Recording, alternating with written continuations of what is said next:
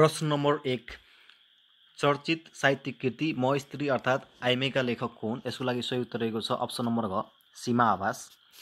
प्रश्न नम्बर 2 संयुक्त राष्ट्रसङ्घीय विकास कार्यक्रम UNDP ले सन् 2020 डिसेम्बर 16 मा सार्वजनिक विश्वव्यापी मानव विकास सूचकाङ्क 2020 अनुसार नेपालको कतिौं स्थान रहेको छ? नेपालको 142औं स्थान रहेको छ। प्रश्न नम्बर 3 यस प्रकार रहेको छ, सरकारले राष्ट्रिय जलस्रोत नीति 2077 कहिले सार्वजनिक गर्यो? यसको लागि सही उत्तर रहेको छ विक्रम सम्वत 2077 साल पुस 2 गते। प्रश्न नम्बर 4 यस प्रकार रहेको छ, चन्द्रमासको अवधि कति हुन्छ? चन्द्रमासको अवधि 29 दिन 7 घण्टा 43 minute 11.47 second. Option number B नै सही उत्तर रहेको छ। प्रश्न नम्बर 5 मरुभूमिमा किन वर्षा हुँदैन? मरुभूमिमा आर्द्रता कम भएर वर्षा हुँदैन, त्यसैले अप्सन नम्बर बी नै सही उत्तर रहेको छ।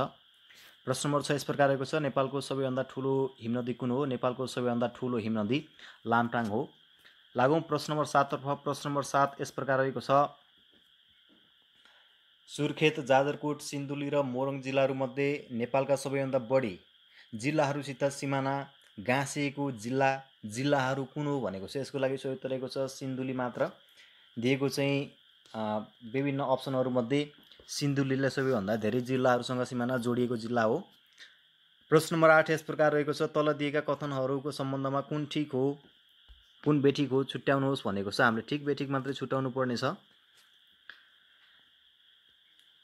कथन ए यस प्रकार रहेको छ, नेपालको हावापानी ठन्डा शीतोष्ण छ। नेपालको हावापानी ठन्डा शीतोष्ण भन्दा पनि 5 प्रकारको हावापानी पाइन्छ नेपालमा। नेपालको हावापानीको कुरा गर्दाखेरि समुद्र सतहदेखि 1200 मिटरसम्म चाहिँ उष्ण मनसुनी हावापानी पाइन्छ। समुद्र सतहदेखि 1200 देखि 2100 मिटरसम्म न्यानो समशीतोष्ण हावापानी पाइन्छ। त्यसै गरी समुद्र सतहदेखि 2100 मिटरदेखि 3300 मिटरसम्म ठन्डा समशीतोष्ण हावापानी पाइन्छ। त्यसै गरी 3300 मिटरदेखि 5000 सम्म लेकाली र 5000 मिटरदेखि माथि टुन्ड्रा खालको हावापानी पाइन्छ। त्यसैले कथन ए चाहिँ गलत रहेको छ, त्यसैले हाम्रो ए मिल्दैन। कथन बी यस प्रकार रहेको छ, नेपालको पर्यावरणीय विविधता अनौठो छ। नेपालको चाहिँ पर्यावरणीय विविधता अनौठो छ। र सी नेपालमा टेक्टोनिक फल्ट जोन रहेको छ। नेपालमा एउटा टेक्टोनिक फल्ट जोन रहेको छ भनेको चाहिँ नेपालमा कुनै पनि टेक्टोनिक फल्ट जोनहरू छैनन्। अब चाहिँ कथनहरूमध्ये हाम्रो ए गलत छ, सी गलत छ, बी मात्रै ठिक छ भनेपछि ए र सी बेठिक, बी ठिक, त्यसैले अप्सन नम्बर ए नै हाम्रो लागि सही उत्तर रहेको छ। लागौँ आजको अर्को प्रश्न। प्रश्न नम्बर 9 तर्फ। प्रश्न नम्बर 9 लेभल आएको प्रश्न रहेको छ, तलका समूह आई र समूह आए बीच उपयुक्त जोडा मिलान गरी कोडबाट सही उत्तर छान्नुहोस्। सरस्वती हामीहरूले जोडा मिलाउँदै कोडहरू लेख्दै गरौँ। गोबी मरुभूमि एसियामा पर्छ, एफ हो, लेखिहाल्नुहोस्। मोजामी मरुभूमि अमेरिकामा पर्छ, B1। थार मरुभूमि Bharat Pakistan, C2। Karakoram Turkmenistan, D3। 4 1 2 3। अब हामीहरूले 4 1 2 3 छानौँ। 4 1 2 3 अप्सन नम्बर एमा दिएको छ, त्यसैले अप्सन नम्बर ए नै हाम्रो लागि सही उत्तर रहेको छ।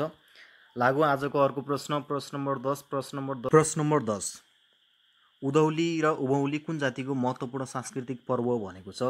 उधौली उभौली भनेको चाहिँ किराँत जातिहरूको महत्त्वपूर्ण सांस्कृतिक पर्व हो, त्यसैले अप्सन नम्बर सी नै हाम्रो लागि सही उत्तर रहेको छ। अप्सन नम्बर सी प्रश्न नम्बर 10 को लागि। प्रश्न नम्बर 11 यस प्रकार रहेको छ, द्वितीय विश्वयुद्धको समाप्तिको समयमा संयुक्त राज्य अमेरिकाका राष्ट्रपति को थिए?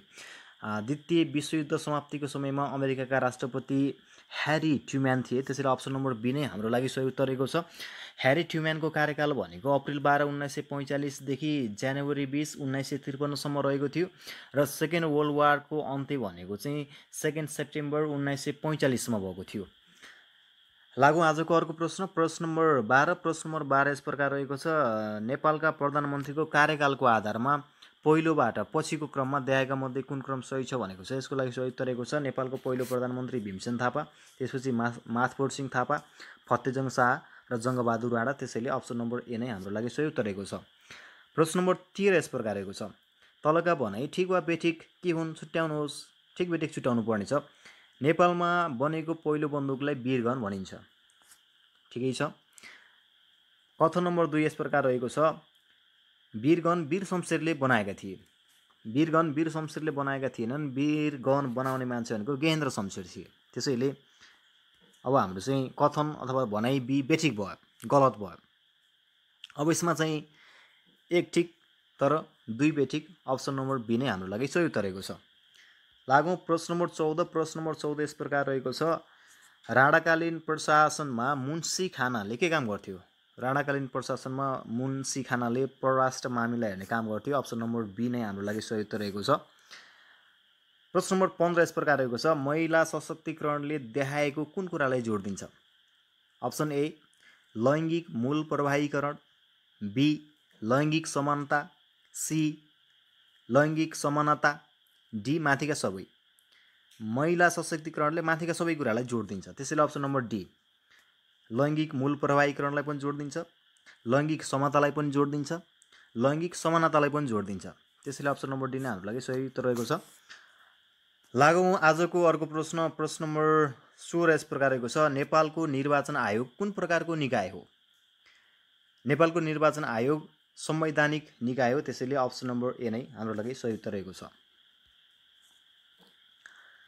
प्रश्न नम्बर 17 यस प्रकार रहेको छ। प्रश्न नम्बर 17 लेभल आइआईको प्रश्न पनि रहेको छ। यसलाई हामीले चाहिँ सरस्वती जोडा मिलाउँदै कोडहरू छान्दै गर्नुपर्ने हुन्छ। लागौँ समूह ए को नम्बर एमा 9 देखि 17 इलाका भनेको जिल्ला विकास समिति, त्यसैले A3 लेखिहाल्नुहोस्।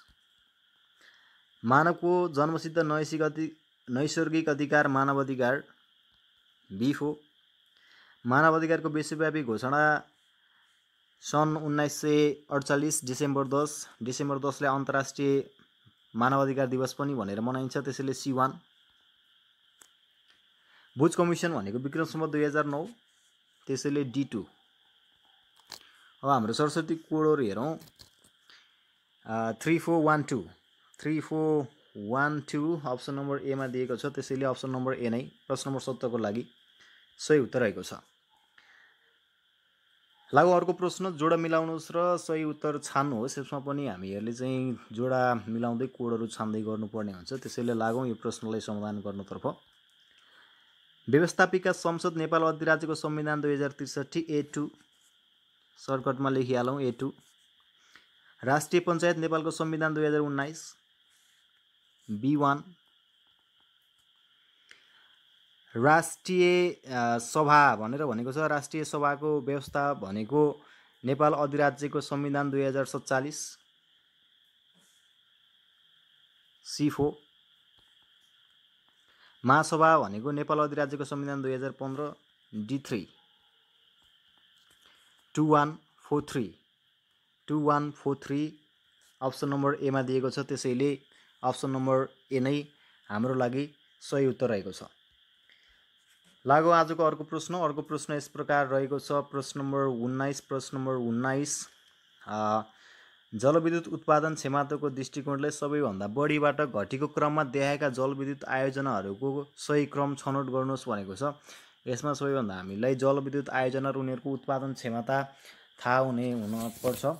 जस्तो चाहिँ कालीगण्डकी, मर्साङ्गदी, खिम्ती, कुलेखानी, भोटेकोशी यिनै चारवटा चाहिँ जलविद्युत आयोजना, 5वटा जलविद्युत आयोजनाहरूलाई सबै अप्सनमा राखेको छ। त्यसैले कालीगण्डकी ए भन्छौँ हामी प्राय गरेर। कालीगण्डकी ए जलविद्युत आयोजनाको चाहिँ क्षमता भनेको 1,44,000 किलोवाट, 144 मेगावाट पनि भनेर भन्छौँ। दोस्रो स्थानमा चाहिँ आउँछ मर्साङ्गदी। मर्साङ्गदी भनेको चाहिँ 69,000 किलोवाट भनेको चाहिँ 69 मेगावाट। त्यसै गरी खिम्ती छ 60,000 भनेको 60 मेगावाट। अनि कुलेखानीको कुरा गर्दाखेरि कुलेखानी 1 पनि 60,000 किलोवाट हो हैन। अनि कुलेखानी 2 पनि छ। कुलेखानी 2 को उत्पादन क्षमता भनेको चाहिँ 32,000 रहेको छ। त्यसैले हामीले यहाँ चाहिँ अब कुलेखानी भन्दै कुलेखानी 1 भनेर भनौँ। त्यसपछि भोटेकोशी भनेको छ। भोटेकोशी भनेको चाहिँ 45,000 किलोवाट। 45,000 किलोवाट भनेको 45 मेगावाट पनि हुन्छ। त्यसैले जलविद्युत उत्पादन क्षमताको दृष्टिकोणले सबैभन्दा बढीबाट घटेको क्रममा अप्सन नम्बर ए नै सही रहेको छ। प्रश्न नम्बर 20 यस प्रकार रहेको छ। नेपाल विश्व व्यापार सङ्गठनको सदस्य कहिले भएको थियो? नेपाल विश्व व्यापार सङ्गठन WTO को सदस्य 23 अप्रिल 2004 मा भएको थियो। अप्सन नम्बर बी नै हाम्रो लागि सही रहेको छ। प्रश्न नम्बर 21 यस प्रकार रहेको छ, पृथ्वीको ओजोन तह विनाश गर्ने मुख्य ग्यास कुन हो? यसको चाहिँ सही उत्तर रहेको छ क्लोरोफ्लोरोकार्बन, अप्सन सी। लागौँ प्रश्न नम्बर 22। प्रश्न नम्बर 22 यस प्रकार रहेको छ, नेपालमा वार्षिक औसत तापक्रम वृद्धि कति हुने अनुमान गरेको छ? नेपालमा चाहिँ औसत तापक्रम वृद्धि भनेको 0.05 डिग्री सेल्सियस, त्यसैले अप्सन नम्बर सी। प्रश्न नम्बर 23 यस प्रकार रहेको छ, समूह आई र आईबाट उपयुक्त जोडा मिलाउने प्रयोजनार्थ तलको कोडबाट सही उत्तर छान्नुहोस् भनेको छ। हामीले यसमा जोडा मिलाउँदै कोड छान्दै गर्ने हो। युनेस्को स्थापना 1946, A2 सरसर्ती लेखिहाल्नुहोस्, A2। इसी मोड नेपाल इसी 83 भन्दा बित्तिकै B1 1983। Forest inception office Nepal 1934, C4। Greenpeace 1971, D3। 2143। अब हेर्नुहोस् हामीले चाहिँ छान्न पर्यो 2143, 2143 अप्सन नम्बर एमा दिएको छ, त्यसैले चाहिँ अप्सन नम्बर ए नै हाम्रो लागि सही उत्तर रहेको छ। लागौँ आजको अर्को प्रश्न। प्रश्न नम्बर 24। प्रश्न नम्बर 24 यस प्रकार रहेको छ, प्रश्न नम्बर 24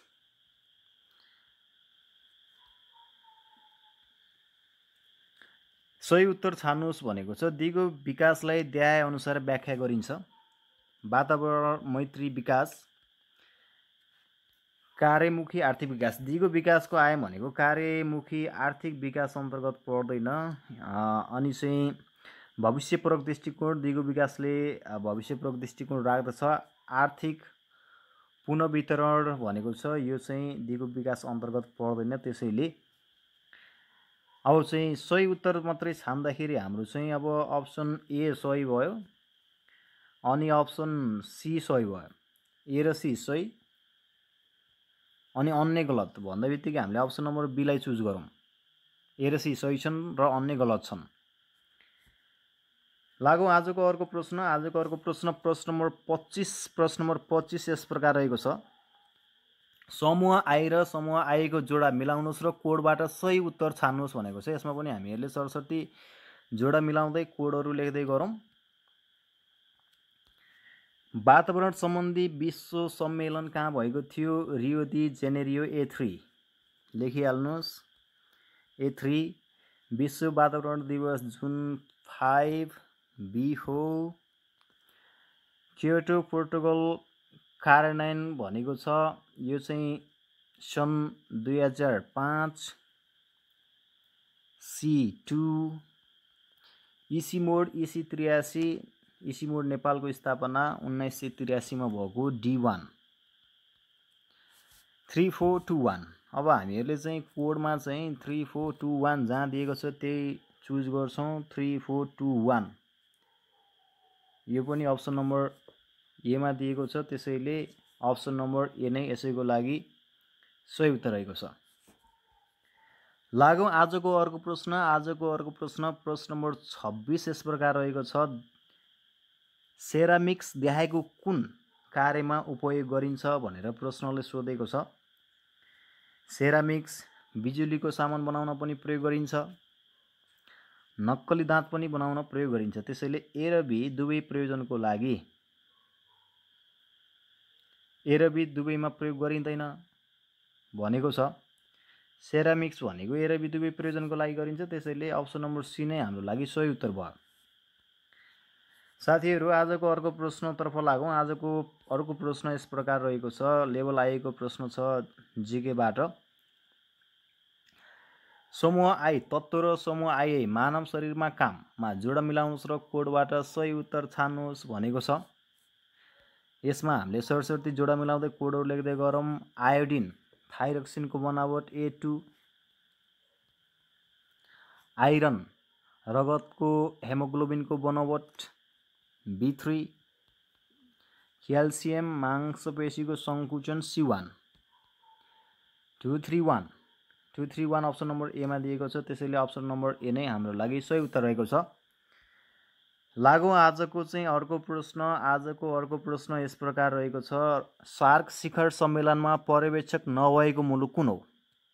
पर्यवेक्षक नभएको अस्ट्रेलिया पर्यवेक्षक हो, संयुक्त राज्य अमेरिका पनि पर्यवेक्षक मुलुक हो, चीन पनि पर्यवेक्षक मुलुक हो, रुस पर्यवेक्षक मुलुक होइन। त्यसैले अप्सन नम्बर सी हामीले छान्नु पर्यो। अप्सन नम्बर सी सार्क शिखर सम्मेलनमा पर्यवेक्षक नभएको मुलुक हो। प्रश्न नम्बर 29 यस प्रकार रहेको छ। देखाएका भनाइहरू राम्ररी पढ्नुहोस् र तल दिएको उत्तरका विकल्पहरू मध्ये सही विकल्प रोज्नुहोस्। एक यस प्रकार रहेको छ। नेपाल 14 डिसेम्बर 1955 मा संयुक्त राष्ट्रसङ्घको सदस्य भएको हो। यो कथन, यो भनाइ ठिक छ। हामीले यहाँ ठिक र बेठिक छुटाउनु पर्ने भएको हुनाले सही विकल्प रोज्ने भनेको चाहिँ यो ठिक छ। नेपाल सबैभन्दा पहिलो सदस्य भएको अन्तर्राष्ट्रिय संस्था संयुक्त राष्ट्रसङ्घ हो भनेको छ। संयुक्त राष्ट्रसङ्घ होइन, ECAFE भन्छौँ हामी, इक्याफे भन्छौँ। त्यसैले यो दुई चाहिँ के छ, बेठिक छ। एक ठिक दुई बेठिक, एक ठिक तर दुई बेठिक भनेको हामीहरूलाई अप्सन नम्बर डीमा दिएको छ।